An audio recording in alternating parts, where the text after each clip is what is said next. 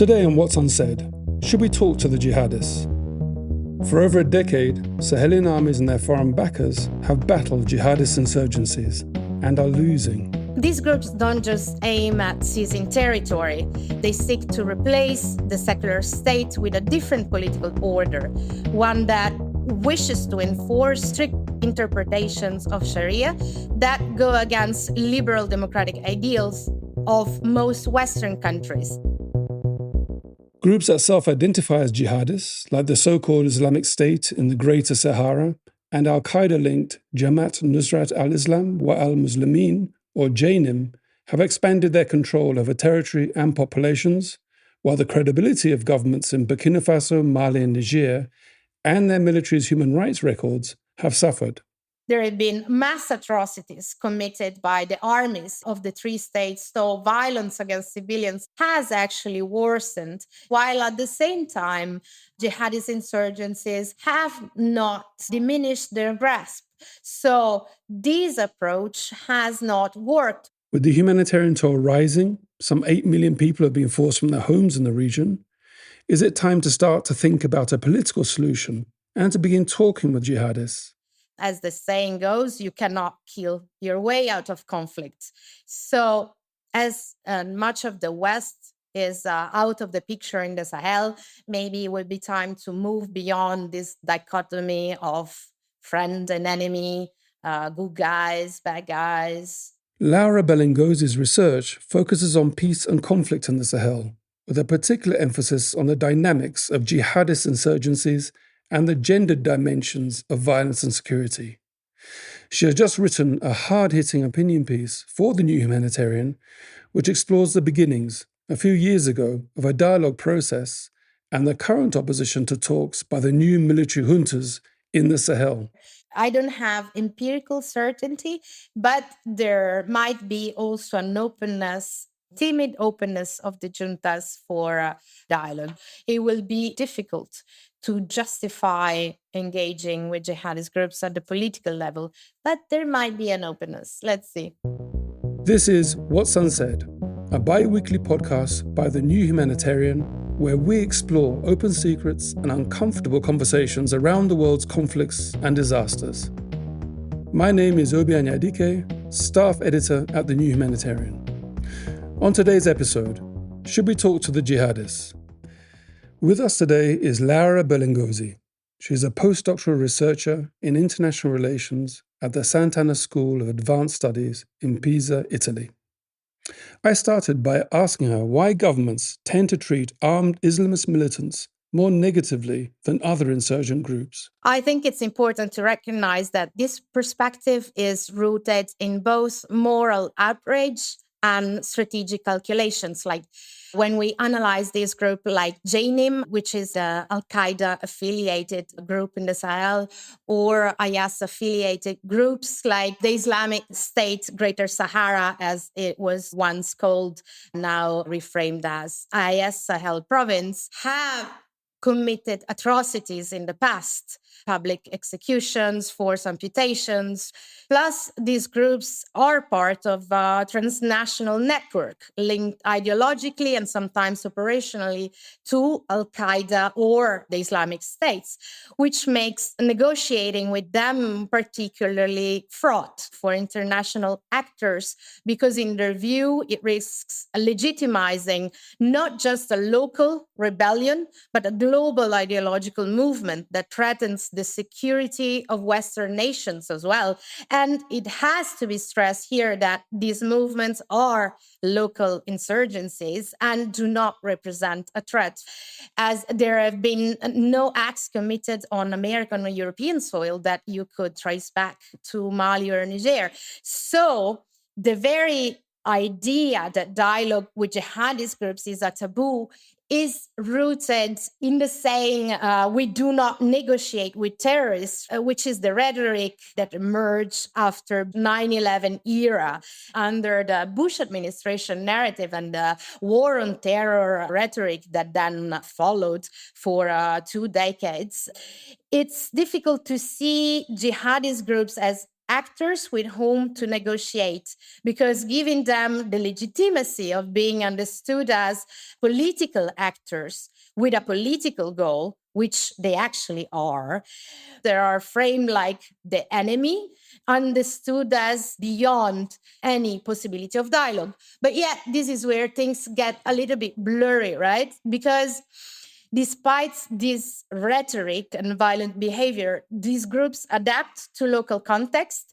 So they blend the global jihadist ideology with local grievances. And many fighters join not because they dream a global caliphate or not because they dream what we have often heard, virgins, but because the jihadist groups offer better alternative to corrupt and absent government. So they administer justice, they deliver service to local communities where the state is absent.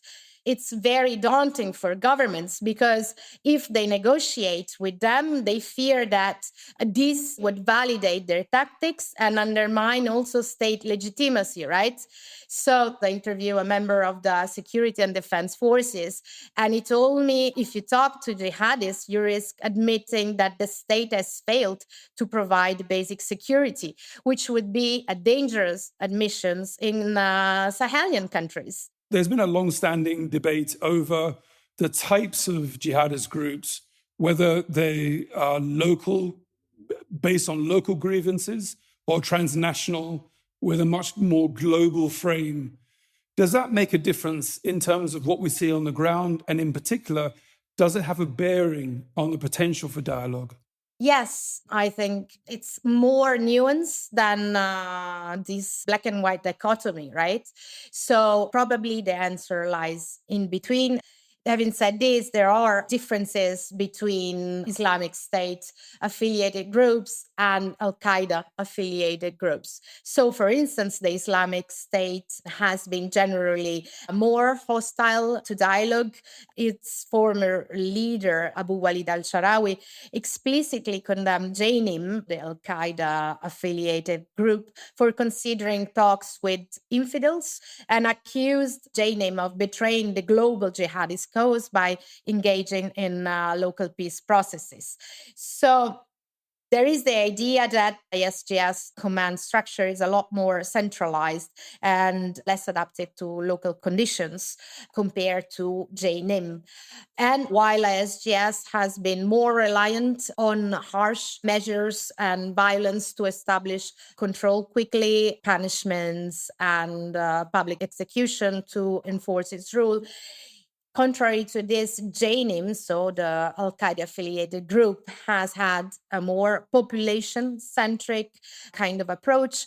And why? Partly because JNIM leadership, the group leader, Yadak Gali, and the leader of the most important Katiba, the most important group in the center of Mali, Amadou Koufa, come from the local ethnic groups, which means that they have stronger connection to local communities, to Tuareg groups and Fulani groups in the center, which makes them more receptive to understanding local context and governance in the territories. Some of the grievances that communities have, and I'm thinking particularly about the ethnic dimension in central Mali, for example, and in much of the Sahel, around the Pearl or the Fulani ethnic group. These are issues that jihadists gravitate towards, politicize. Can you tell us a little bit more about that? Yeah, Obi, you are completely right. There is an ethnicity factor underlying all of this. It's true that at the heart of many jihadist movements in the Sahel, there are deep-seated ethnic grievances and failure to regulate conflicts over access to natural resources between farmers and herders. Sometimes traditional conflict resolution mechanisms between farmers and herders do not work anymore. And this is also why some communities, take me with a pinch of salt, but some communities actually prefer jihadi governance because the introduction of the Qadi, of Sharia and Islamic judges that will judge over disputes over access to land, if animals are stolen. And this kind of Islamic justice is a lot less corrupt, more timely, and in a way, since there can be also punitive measures, so it's more likely that it will actually be enforced compared to the former state justice, which was either absent or corrupt. Definitely, one aspect concerns the regulation on access to natural resources. And also, on the other hand, of course, there is a big problem concerning specific groups like the Fulani herders in central Mali. For centuries, these communities have been marginalized politically and economically, excluded from power structures dominated by ethnic groups like the Bambara or the Dogon. And this exclusion, it's true that it made them fertile ground for jihadist recruitment, as in the narrative, they've also positioned themselves as protector of the marginalized. And this dynamic is not just ancient history. It's really about land, water, and survival. And Fulani herders have found themselves increasingly squeezed by expanding agriculture, by the farmers, and corrupt resource management, and also of state forces that have increasingly targeted the Fulani community, failing to distinguish between armed jihadists and ordinary herders. And for them, it's not about ideology. We're not talking about religious radicalization. We are talking about security, survival, and basically protecting their communities and dignity. But let me just ask you this. The military governments in the Sahel seem to have turned their back on what was the beginnings of a dialogue process. Why do you think they've done that? Why do you think the three military juntas broadly have stopped any dialogue process? The military junta said that one of the main reasons for the coup in Niger has been the failure of the previous democratically elected president, Bazoum, to deal with jihadist insurgency spreading in the country. The justification has also been that in Niger, for instance, Bazoum opted for an approach called outstretched hands. So actually engaging with jihadists, talking directly with local leaders, releasing prisoners in exchange for hostages, and with this openness to dialogue. So then when juntas came to power, being military, they do what military do, that is sort of close the doors on these softer approaches towards jihadist insurgencies, trying to project their image as the guarantor of order, security, and stability. Then what actually happened on the ground is that the security situation has actually worsened. And in Burkina Faso, it has actually worsened so much that 2/3 of the country are in the hands of jihadist groups. In the center of Mali, northern Mali, to a great extent, the state has no control. And maybe there is less reporting from the ground because journalists are impeded from working. So the numbers there of victims can be shaky, but the military approach we have seen with empirical fact that it does not work. At the hyperlocal level, we have seen peace pacts between primarily Jainim and communities, and there's a multiplicity of peace arrangements. Traditional authorities negotiate with jihadist groups. There's an imbalance in terms of power, which can skew what those peace agreements look like. But if we're talking about negotiating with jihadists, how then do we get from the local level to the national level? And if we really are talking about a dialogue process to end the violence, to find a political solution, that seems to throw up a whole bunch of other issues. Obviously, there's a domestic political issue, and there's an external dimension as well, as we've seen that France has played a a role in trying to stem some of those peace processes. Can you explain a little bit more on those issues? Yeah, it's complicated. Local agreements work exactly because they are very, very local and they are based on an informal understanding, which also is one of the reasons why they're so fragile. For instance, if there is a power shift, if the dynamics on the ground shift, if new fighters arrive, then those local agreements can be broken. So it's very difficult to translate this at a very national level. For instance, France has always been opposed to the idea of dialogue. Also, Russia and other international powers have had their own agendas, pushing more for military solutions rather than dialogue.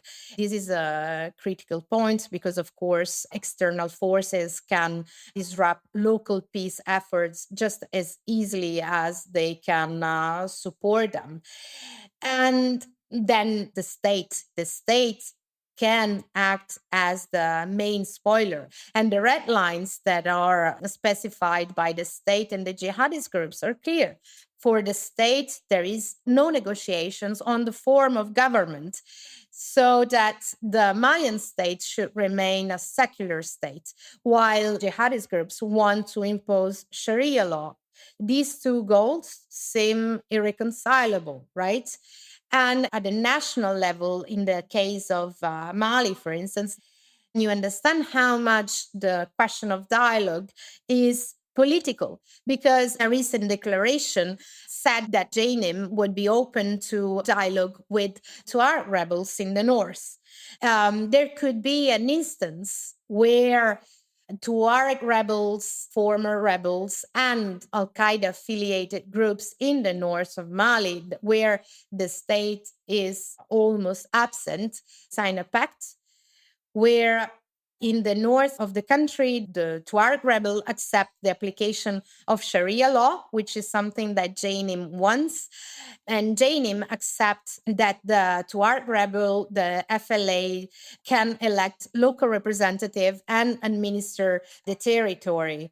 So if this pact between Tuareg rebels and JNIM fighters would actually happen, it would be a big issue for the Malian government because it would basically mean losing control completely of the northern of the country, which means that then the state lately might seem more open to the idea of talking with jihadists. Let's use a little bit our imagination.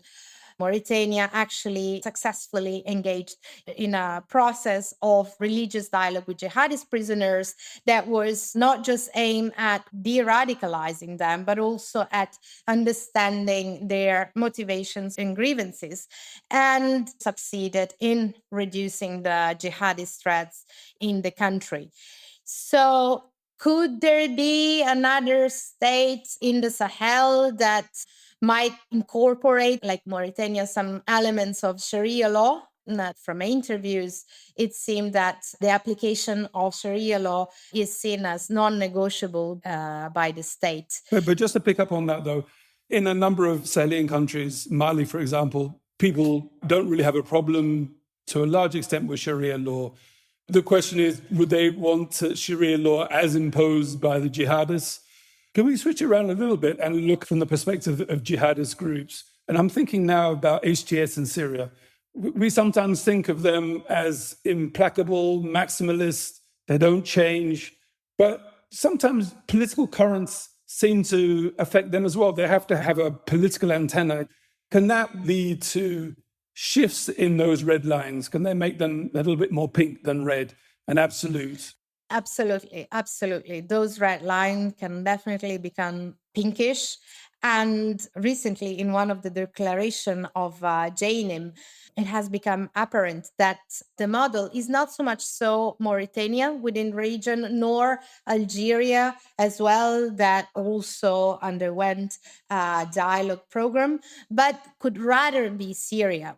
And the Syrian example constitutes something that could be very interesting for Jainim, that is becoming true political actors also in the eye of the government by basically distancing itself from Al Qaeda. And then the question would be what the government would do then. What happens when Jainim actually decides to sever the ties with Al Qaeda and would then become a legitimate actor with whom to talk if they follow the same trajectory of HTS? I think this is a very scary scenario for the government. But this is just a matter of imagination. Yeah, we're speculating. Though I've often heard in parts of northern Nigeria that politically Boko Haram is okay, we just hate the violence. Yeah. The ideology is fine, but the killing we can't cope with that. But just back to something that you said, you thought you had a sense some of the military regimes are beginning to rethink the idea of dialogue. What was that feeling based on? Yeah, it's true that in the past 10 years, local juntas have not regained 1 centimeter of ground that they previously lost. So there have been rumors, and as a scientist, I shouldn't frame my analysis and my understandings of reality based on rumors and very, very preliminary findings of my research, that also juntas are not completely stupid, which means that they might start to be aware that the numbers speak from themselves and the violence has not stopped. The violence towards soldiers is increasingly, they are basically losing in this game. So it's possible that they have good counselors that started saying, maybe we should reconsider our approach. And I would guess, and again, speculate and something that scientists shouldn't do, but I would guess that the first step would be everything that is tracked to diplomacy, back channeling, and secret negotiations without actually compromising their public image towards the local population, because so far they have said, we will strike hard until the very last terrorist is standing. So changing narrative is complicated, but since they want to see results in order to maintain power, because on the back of all this conversation of today, of course, is the question of power. Jihadist insurgents want to enforce their power and control over territories. At the same time, juntas, we've seen the Malian junta that just procrastinated and postponed they dissolve political parties, and there will not be election. They want to stay in powers for the next 5 years still. And if the population would start to see, actually, it's not going exactly how they promised, there might be some issues there. Here's a final hypothesis, which I know you hate, but let's think about this. Just assume that one of these jihadist groups actually took the capital, defeated the government. What would be the repercussions of that? How seismic would that be? You know, we saw the Taliban extremely repressive in their first incarnation. The second one, I'm not sure how repressive they are, but certainly they initially said that we've learned our lessons. Have jihadist groups in the Sahel looked at these examples? Do you think that they're also thinking about, if we took power, maybe we would have to be much more politically astute than we are in opposition? When in opposition, we can just, say we oppose everything. But actually governing might be a new kind of discipline, which might change their outlook and how they behave. Okay, Obi, you're really pushing me over the limits of speculation. But it's a very interesting question. And Jainim has reportedly drawn lessons from other insurgencies, including the Taliban negotiation with the US. when you were talking, I didn't actually think about jihadist insurgencies. I was thinking about Meloni's government, so our far-right government that has been in opposition for a very, very long time. And then while stepping into government, they had to assume, let's say, a less far right wing approach, which they haven't really succeeded in doing. And so really like sort of polishing their image and become a more digestible governing force, which is something that all armed groups that then go into politics, like the FARC, for instance, at some point, they have to manage, right? They have to polish their image and they have to come to terms with the political arena and the political agenda and the political process itself. So would the Taliban be an example, or would HTS in Syria be an example? Recently, JNIM made a major attack in the capital city, Bamako. They attacked the airport and they attacked a military base. JNIM didn't attack the capital since a very long time. So the question is, could they actually take Bamako? Could they take Niamey and Ouaga now that they are just surrounding all the capitals? Could they do that now that the Americans are out, the French are out, and Russians mostly drink vodka? So could they do that? Yes, the answer is, I think they will have the capabilities to do that. The attack to Bamako was a signal to the state that said clearly and loud, hey, be careful. If we want, we can. And it's true. There have been reports of the insurgency encircling Niamey and Bamako. They're there, they're in the city. And I don't think, even given the Russians' presence, I don't think it would be super complicated to take the capitals. Do they want to do that? No. My very humble and possibly wrong and stupid opinion is that they would rather control the areas where they are now and keep their territories with a stable governance in the center of Mali, in the north of Mali, in the tri-border region, in northern Nigeria, because, of course, governing is completely something different. Laura, thank you so much for joining us on the podcast. It was really eye-opening, really appreciate it. Thank you so much for having me. Laura Berlingozzi is a postdoctoral researcher in international relations at the Sant'Anna School of Advanced Studies in Pisa, Italy. What are people afraid to talk about in today's crises? What needs to be discussed openly? Let us know by sending an email to podcast@thenewhumanitarian.org. And subscribe to The New Humanitarian on your podcast app for more episodes of What's Unsaid, a podcast about open secrets and uncomfortable truths, hosted by Ali Latifi and me. This episode is produced and edited by Freddie Boswell, sound engineering by Tevin Sudi, with original music by Whitney Patterson, and hosted by me, Obi Anyadike. Thanks for listening.